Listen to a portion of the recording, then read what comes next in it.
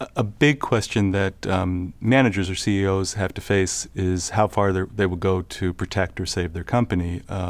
And a big question is whether you'll lie to save your company.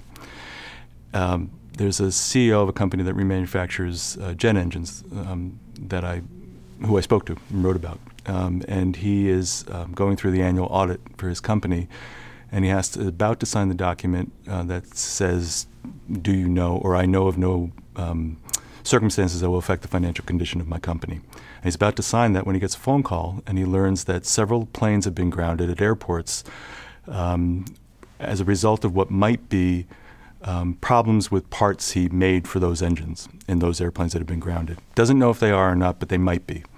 And he's agonizing, do I sign these documents? You know, this obviously, if it's us, it could have a major effect on the financial condition of the company. Gets some more calls, more planes have been grounded, and all told there are about 11 planes that have been grounded that may or may not be grounded as a result of a part that he made for these engines.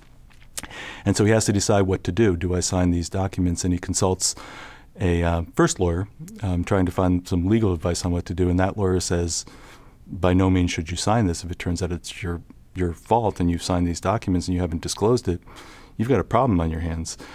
So he does what every panicked CEO might do, and he consults another lawyer. And that lawyer says, no, you don't know if it's you. You have no responsibility to do that. Your responsibility is to protect the company, and if you say that something's wrong or may be wrong, you know, the banks may panic. They may pull their loans.